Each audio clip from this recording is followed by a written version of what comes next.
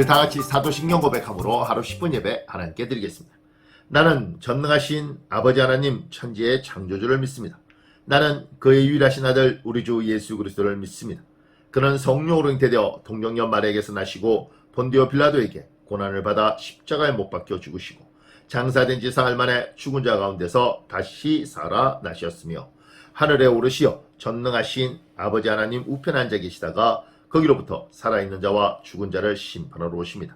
나는 성령을 믿으며 거룩한 공교회와 성도의 교제와 죄를 용서받는 것과 몸의 부활과 영생을 믿습니다. 아멘. 우리 찬송가 197장입니다.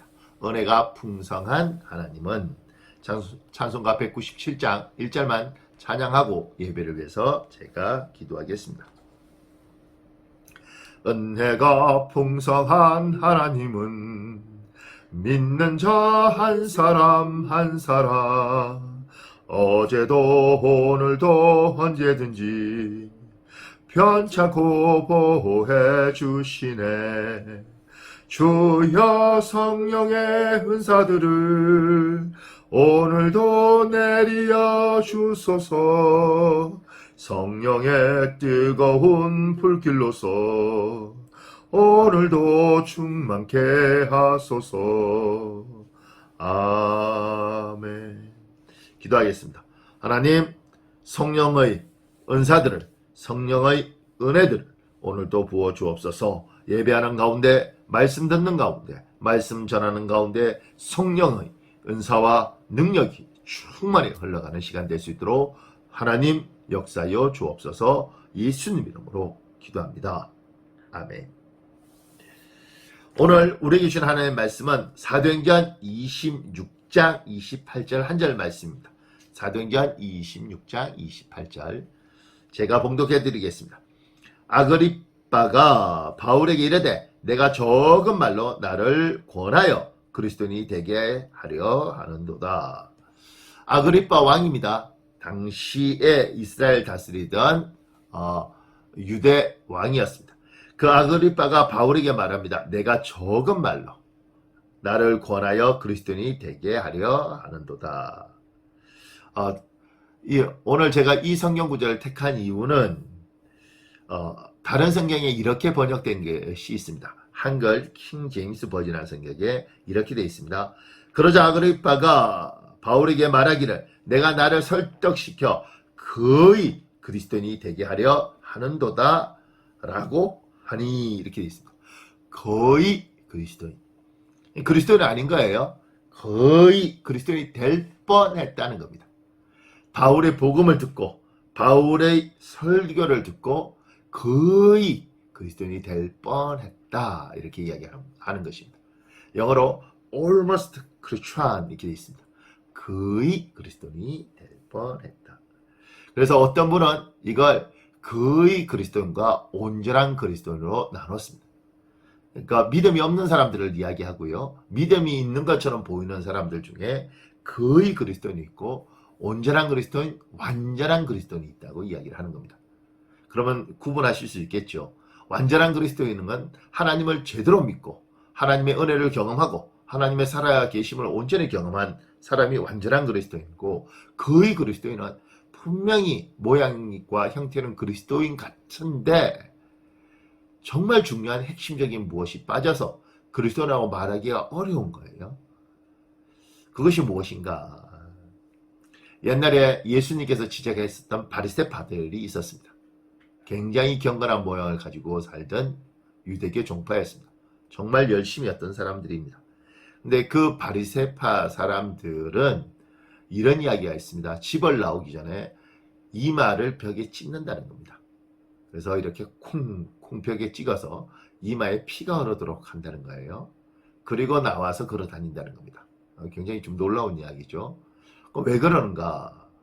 정말 경건한 사람들은 하나님의 말씀을 묵상하다가 그 묵상에 너무 깊어서 앞을 바라보지 못하고 걸어가다가 나무에 머리를 찧어서 피를 흘릴 정도로 이렇게 하나님 말씀을 깊이 묵상한 사람들이 간간히 있었다는 겁니다.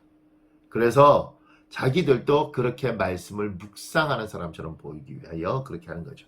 그러니까 형태를 가지고 있지만 실제적으로는 그렇지 않습니다.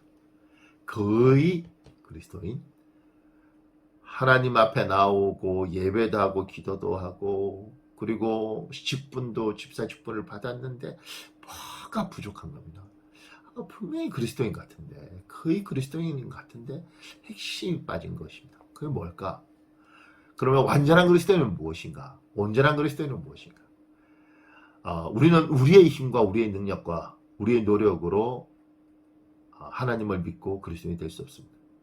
우리가 할 수 있는 건 거의 그리스도인까지 갈 수 있는 게 우리가 할 수 있는 일인 것입니다.